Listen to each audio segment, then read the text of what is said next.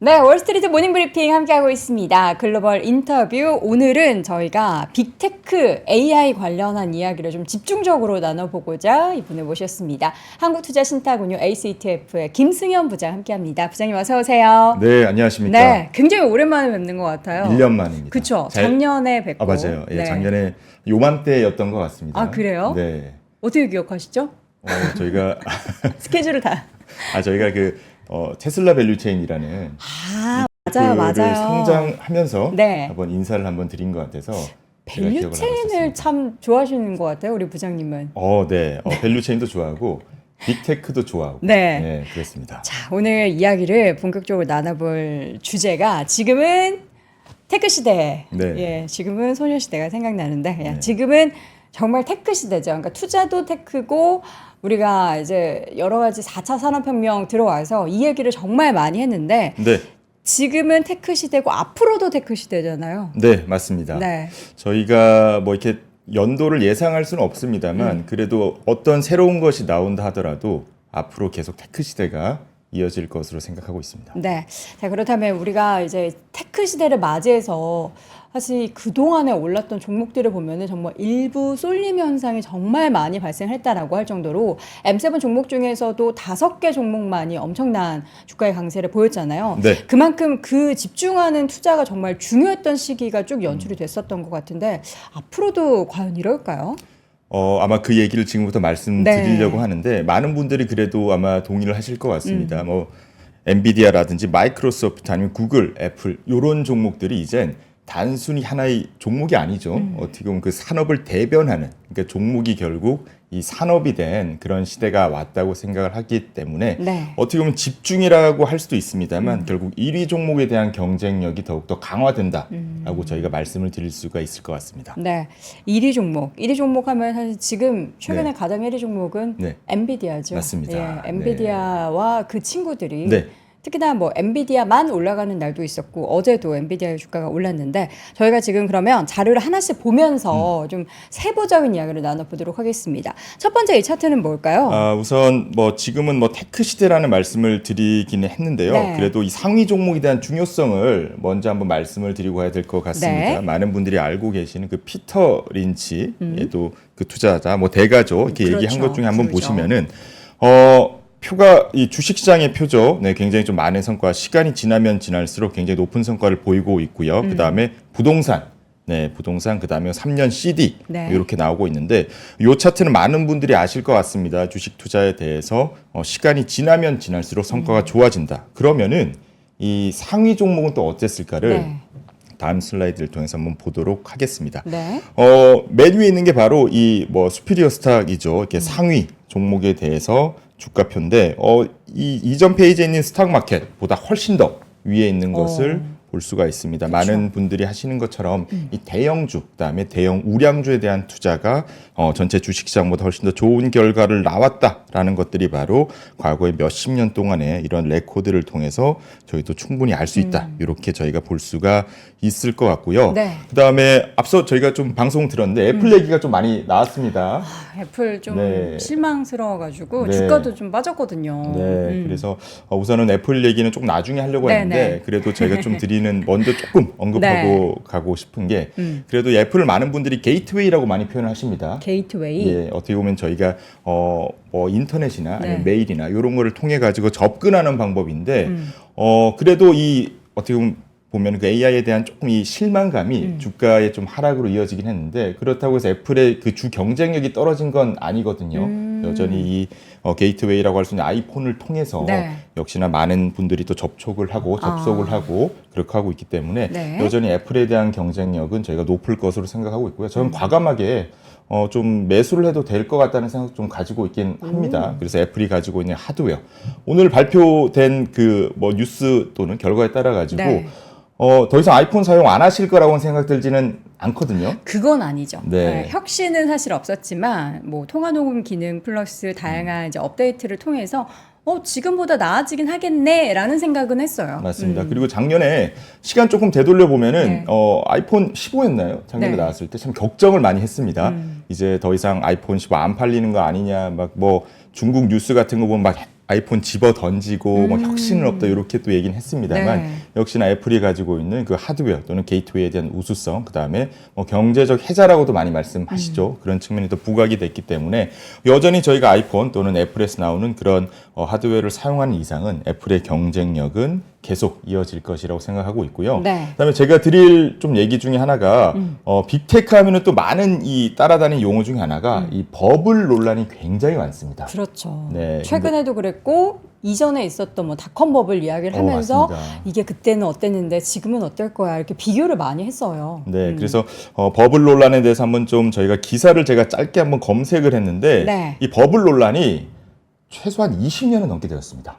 20년간 지속이 됐던 네. 기술주의 버블 논란. 그래서 뭐 기사 하나씩 보면은 2021년에도 뭐 버블이란 얘기도 많이 나왔었고요. 그 다음에 2022년 6월 뭐 기술주 10년 지배는 끝났나 뭐 이런 얘기도 있었고, 그 다음에 뭐 훨씬 더 이전 시기를 보더라도 닷컴 버블, 기술주 버블, 기술주는 끝났다. 네, 요런 얘기도 많았고, 뭐 2017년도 요런 얘기, 이때는 뭐 버블 뭐 이전한 얘기도 있었습니다만 반대로 버블이라는 얘기도 굉장히 많았습니다. 그렇기 때문에 결국은 이 기술주 논란, 이 버블 논란은 어느 정도 이어질 수밖에 없습니다만 그래도 이 애플이나 아니면 다른 이 빅테크 기업들이 가지고 있는 경쟁력, 이러한 평가 방법 같은 게 이 과거의 제조업을 통해서 하는 것과는 비교가 안 되기 때문에 이 얘기에 대해서도 저희가 좀 살펴보도록 하겠습니다. 그래서 기술주 버블은 뭐 1, 2년 된 이슈가 아니다. 이렇게 저희가 말씀을 드릴 수가 있을 것 같고요.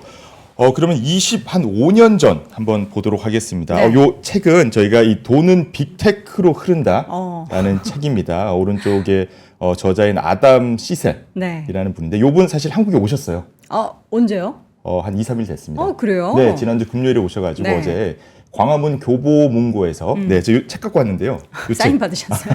저는 직접 사인도 받았습니다. 네네. 그건 집에 모시고 있기 네. 때문에 안 가지고 오긴 했는데 요 책 같은 경우 굉장히 유명해진 게 빌 에크먼. 네. 네, 채권 시장에서 굉장히 영향이 큰 분인데 네. 빌 에크먼의 빅테크 추천 도서이기도 합니다.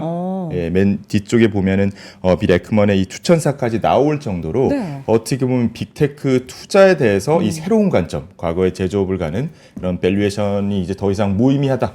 네, 새로운 관점으로 봐야 된다라는 글인데 네. 이 책의 저자인 이게 아담 시셀, 요 분이 하신 말씀 중에 아마존 얘기를 좀 하셨습니다. 이 아마존의 이 1997년 IPO 할 때 네.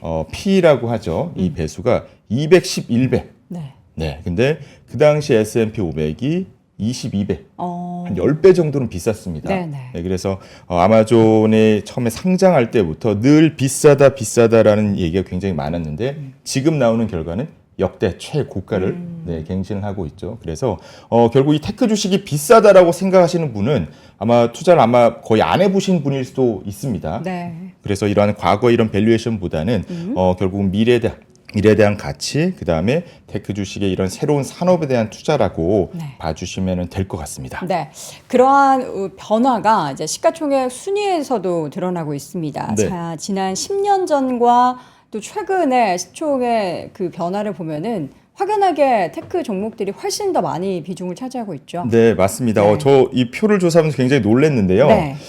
한 10년 전을 좀 보도록 하겠습니다. 왼쪽에 보시게 되면 한 10년 전, 네, 한 2014년 5월, 제가 네. 2018년 뭐 하고 있었죠? 네, 굉장히 좀 어렸을 때인데.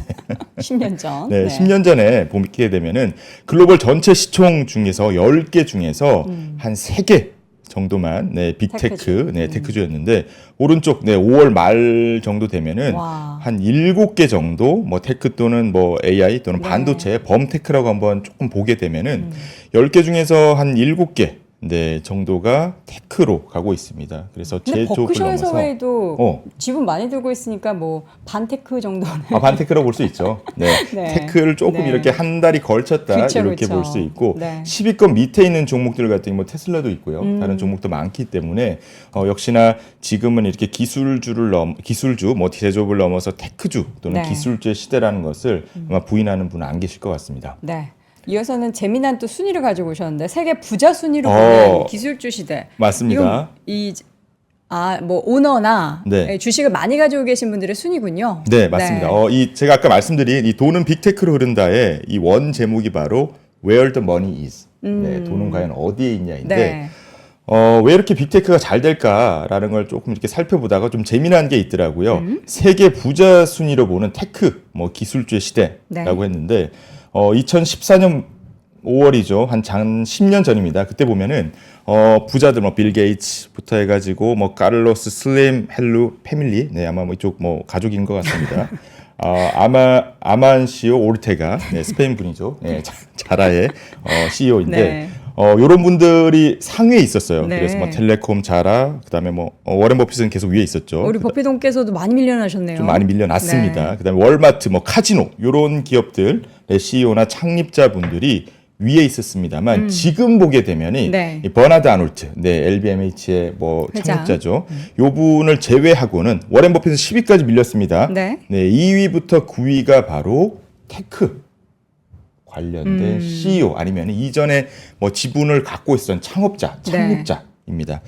실제로 현업에 계시는 분도 있고요. 진작에 은퇴한 분도 꽤 됩니다. 네. 은퇴하고 지분율이, 요 분들은 지분율이 LVMH 회장님은 지분율이 한 48% 정도 되세요. 네. 뭐 지분을 굉장히 많이 갖고 있죠. 근데 나머지 분들 같은 경우는 사실 지분율이 이렇게 높지는 않습니다만 10분 중에 한 8분 정도 이렇게 테크 관련된 분들인 걸 보면은 정말 이 돈이 결국 이 테크로 흐를 수밖에 없고, 그래서 전 세계 천재들이 결국 테크 또는 빅테크로 흐를 수밖에 없다.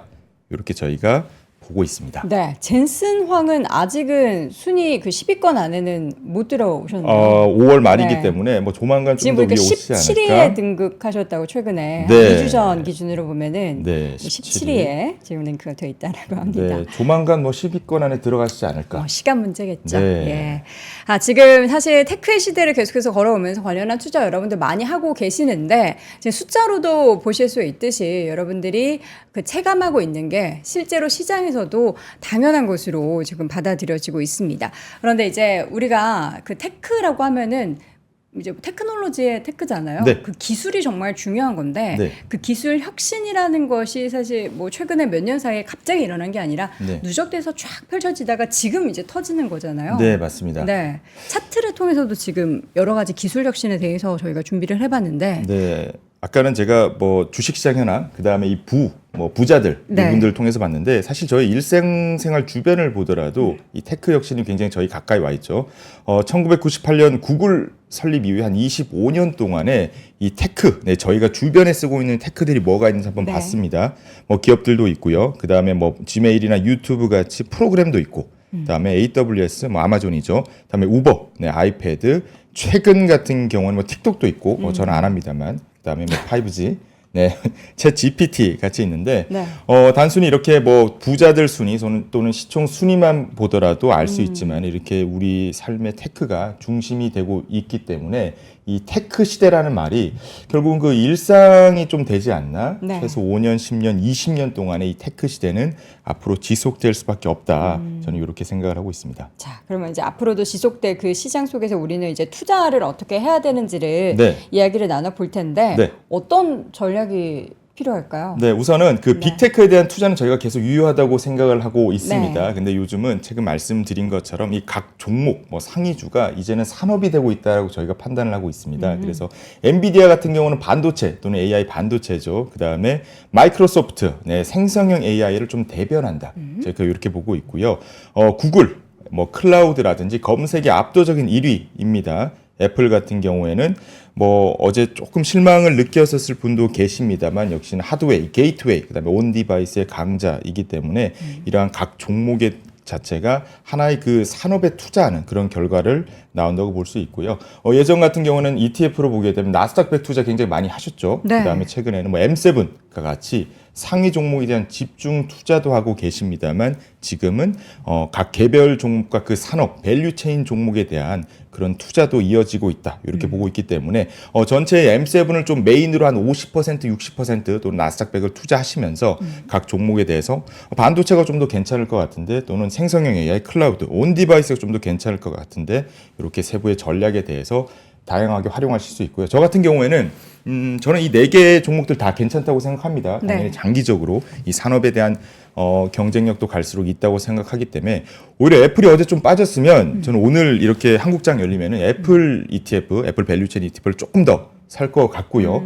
반대로 엔비디아가 조금 조정받았다라고 하면은 오히려 그 ETF를 조금씩 사면서 이렇게 좀 약간 기계적으로 가격에 따라서 중장기적으로 투자하는 전략을 할 것 같습니다. 네.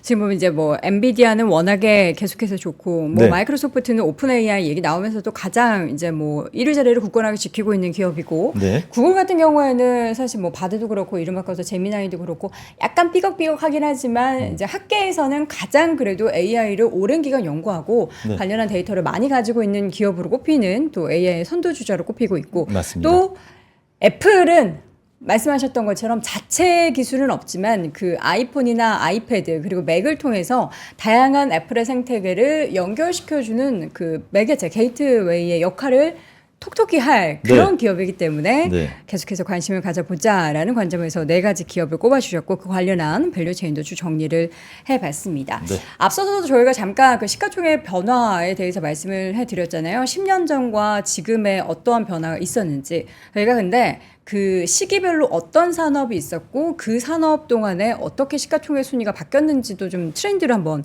보여드리도록 하겠습니다. 최근에는 뭐 당연히 앞에서도 봤듯이 네. AI 관련한 기업들이 대거 포함되어 있고 그럼요. 과거에는 어땠을까요? 과거 같은 경우는 이 전통 제조업이라고 하죠. 네.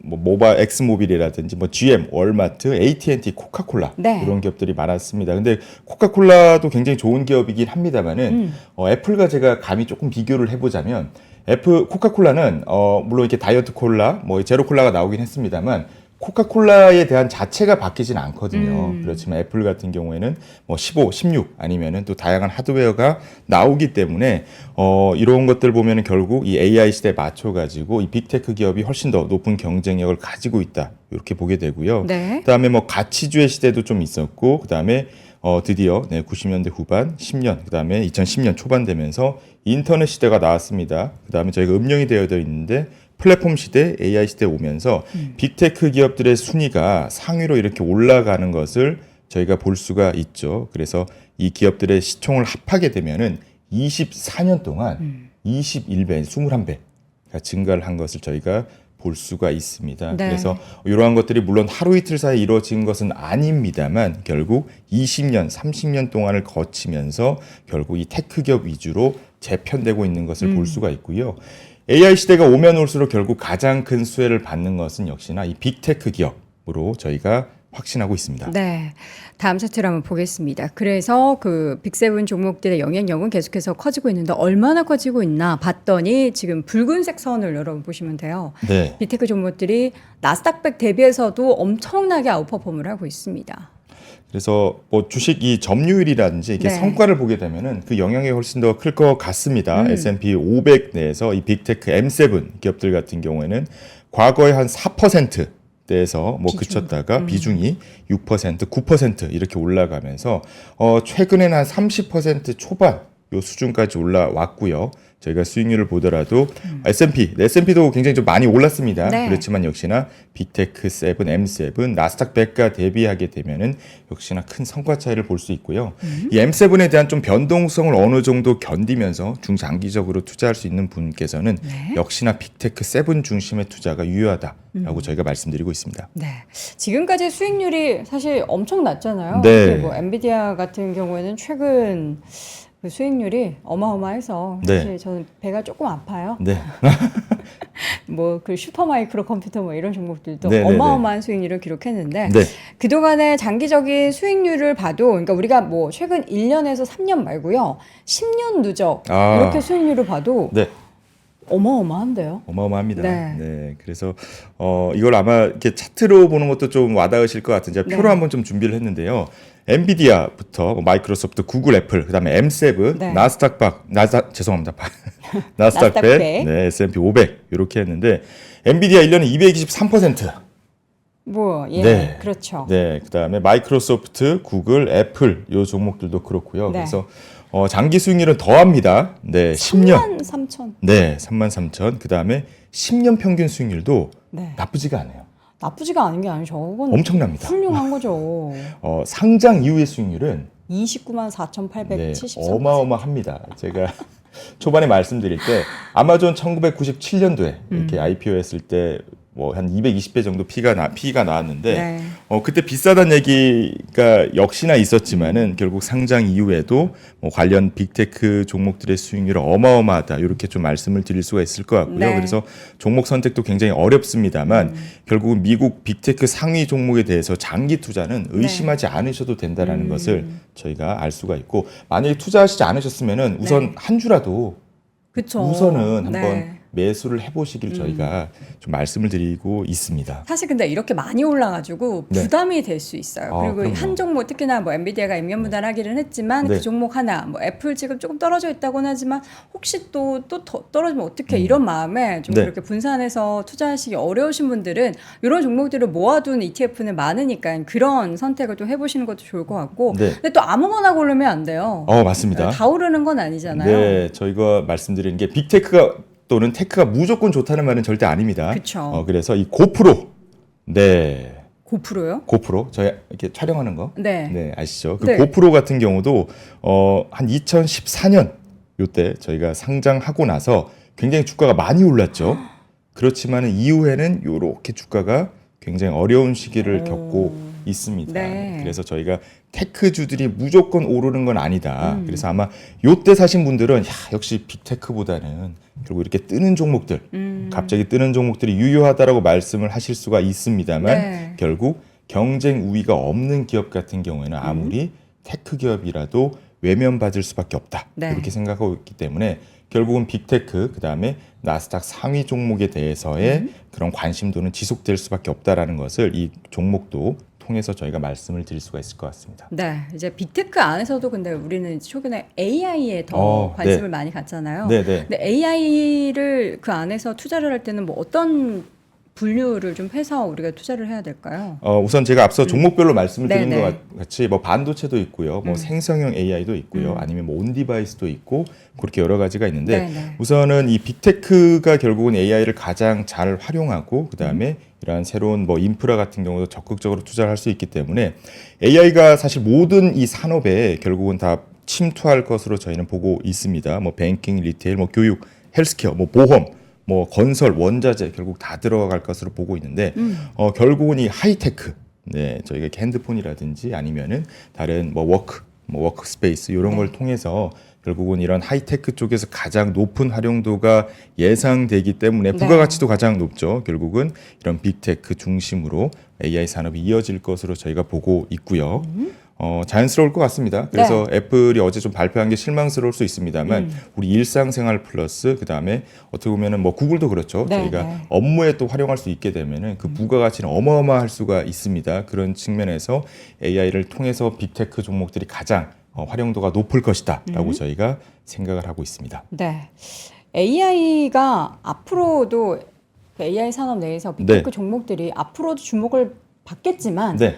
우리가 또 그 논리를 들어야지 좀 네. 수긍이 되니까 왜냐하면 그럼요. 미리 올랐기 때문에 네. 그러니까 이게 다 반영된 거는 아닐까라는 그런 생각을 할 수도 있잖아요. 네, 근데 네. 그 저력이 더 앞으로도 성장이 커질 거라는 거는 어떤 부분에 있어서 우리가 좀 생각을 해볼 수 있죠? 네, 어떻게 보면은 제가 빅테크의 비즈니스가 선순환될 수밖에 없다. 어떻게 보면 너무 당연한 얘기를 한다고 생각하실 수가 있을 것 같긴 합니다만 결국 이 데이터를 보게 되면 더 확신할 수밖에 없을 것 같은데 나스닥 100 네, 기업들 중에서 저희가 빅테크의 저력 또는 빅테크의 위치를 한번 보도록 하겠습니다.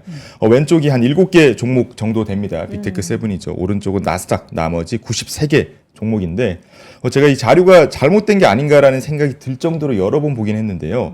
전체 매출액 비중이 한 50% 육박합니다. 네, 이 7명이 7개 회사가 나머지 93개를 거의 압도하고 있고요. 네. 평균 ROE도 훨씬 더 거의 2배 가까운 수준이죠. 이 기업들이 그리고 현금이 많습니다. 네. 현금이 많다라는 거는 결국 나중에 재투자로 이어질 수 있다라는 걸 의미를 그렇죠. 하고 있고요. 그다음에 M&A 딜. 네, 결국은 어떤 새로운 기업들이 나오더라도 이 기업들의 이렇게 돈 맛을 볼 수밖에 없죠. 그렇기 때문에 결국은 새로운 기업이 나오더라도 빅테크의 소나기를 벗어날 수 없다. 생각하고 있고 R&D 네, 이 기업들이 참 돈 벌면은 R&D에 좀 많이 투자를 하고 있어요. 계속해서 네, 영업 하고 있고 그 다음에 R&D만 하는 게 아니죠. 또 이 기업들이 적극적으로 자사주 매입도 하고 있고 뭐 주주 환원도 하고 있기 때문에 결국은 이런 것들이 압도적인 비즈니스 포트폴리오, 그다음에 풍부한 자금, 그다음에 이런 R&D와 M&A로 확장이기 때문에 아무리 생각해도 이 빅테크 중심의 경제는 흘러갈 수밖에 없다. 이렇게 생각하고 있습니다. 네. 저희가 이제 이유를 한번 들어보겠습니다. 왜 앞으로도 그럴 수밖에 없는지 좀 한 판에 정리를 해봤는데요. 네. 우선은 뭐 비즈니스 포트폴리오가 너무나 뭐 확실하죠. 엔비디아 같은 경우에는 뭐 차세대 반도체를 발표하면 할수록 2년, 3년 뒤에 걸 발표하면 할수록 반응이 너무 좋습니다. 네. 경쟁자가 없고요. 마이크로소프트 같은 경우도 뭐 챗 GPT, 윈도우 같은 경우도 압도적인 뭐 경제적 혜자를 가지고 있고 구글도 똑같습니다. 뭐 클라우드 같은 경우는 경쟁하고 있긴 합니다만은 압도적인 검색 1위, 그다음에 그 기업들이 가지고 있는 데이터라는 게 결국은 산업 자체가 데이터 경제로 이어질 수밖에 없거든요. 그런 측면에서는 구글이 역시나 유리하고 애플 같은 경우도 디바이스, 결국은 애플이라는 디바이스를 통한 게이트웨이를 통해서 모든 것을 접촉하고 지금 아이폰이 가장 큰 게이트웨이인데 그 다음 게이트웨이 같은 경우는 뭐 AR, VR 기계도 있을 수 있고요. 비전 프로. 결국은 저희가 애플 기업을 중심으로 네. 이러한 것들이 나올 수밖에 없고 말씀드린 것처럼 R&D, 적극적인 M&A, 평균적으로 한 200개 넘는 기업들을 M&A를 하고 있습니다. 그냥 마음에 들면 사면 됩니다. 네. 네, 그리고 현금도 많고요. 인적 자원도 많습니다. 뭐 미국인들 같은 경우도 많은 기업들이 한국 같은 경우 의대 많이 가시잖아요. 미국 같은 경우는 네. 빅테크 기업으로 많이 입사를 하고 있고 뭐 네. 연봉도 굉장히 높습니다. 뭐 수십억을 받고 있죠. 그렇기 때문에 똑똑한 친구들이 갈 수밖에 없고 압도적인 기술력까지도 보유하고 있기 때문에 결국 AI 산업이 가면 갈수록 빅테크가 더 유리해질 수밖에 없다. 이렇게 생각하고 있습니다. 그러면 이제 각 AI 산업을 주도하는 네. 빅테크 기업들 뭐 지금 핫한 뭐 M7도 있고 그 네. 안에서도 이제 5종목으로 추려지기도 하는데 네. 지금 보니까 4종목을 꼽으셨어요. 네. 각각의 대표되는 기업이다라는 건데 설명 좀 해주실까요? 네, 우선 AI 같은 경우 저희가 계속 말씀드리는 게 이 종목 자체가 산업이 되고 있다 말씀드리고 네, 있죠. 네. 반도체 같은 경우에는 역시나 엔비디아와 그 친구들을 중심으로 흘러갈 수밖에 없고요. 네. 그다음에 생성형 AI, 마이크로소프트, 네, 워낙 압도적이죠. 그다음에 클라우드 또는 검색은 글로벌에서 구글을 이길 수가 없습니다. 아직은. 네. 그래서 비록 AI 기술에서는 조금 더 시간이 필요하다고 많은 분들이 생각하고 있습니다만 그 활용도만큼은 구글이 압도적일 수밖에 없고요. 그다음에 온 디바이스 AI 역시나 애플이 갖고 있는 그 게이트웨이 기술력, 하드웨어 기술력, 그다음에 경제적 혜자 같은 경우 AI를 통해서 각 산업 이렇게 확장될 수밖에 없기 때문에 결국 M7 그 중에서도 이 빅테크 4종을 중심으로 AI 산업이 이어질 것으로 저희가 보고 있습니다. 네, 물론 이제 많이 올라서 부담이 된다. 또 네. 많이 올라서 나는 어떤 기업을 선택해야 될지 모르겠다. 이렇게 생각하실 수도 있을 것 같아서 최근에 사실 오늘 이제 우리 김승현 부장님뿐만 아니라 내일도 저희가 그 AI 산업 관련한 최근에 서적을 내신 전문가를 모시고 또 관련한 이야기를 나눌 예정이거든요. 그래서 네. 오늘 전체적으로 이제 이 시장 안에서 과연 내가 여전히 투자할 만한 먹거리가 있는가에 대한 고민을 여러분들이 하셨다면 그 부분에 대한 좀 해답을 조금씩 얻어볼 수 있는 시간이다라고 생각하시면 될 것 같고요. 그러면 이제 앞으로 우리가 투자를 할 때는 네. 한 종목만 투자하는 거는 네. 저는 사실 좀 불안하거든요. 저도 그렇습니다. 왜냐하면 네. 물론 엔비디아 좋죠. 네. 액면 분할해서 가격이 또 싸지고 네. 뭐 마이크로소프트를 선택해도 좋고 구글을 선택해도 좋은데 네.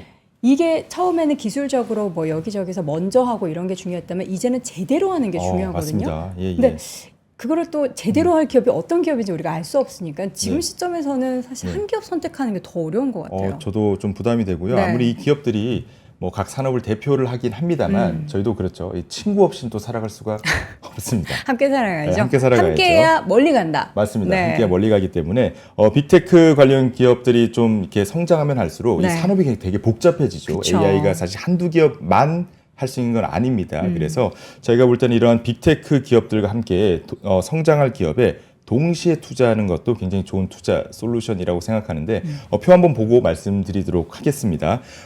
엔비디아 하면은 또 떠오르는 국내 기업이 바로 하이닉스, 네. HBM이죠. 그다음에 또 델도 떠오르고요.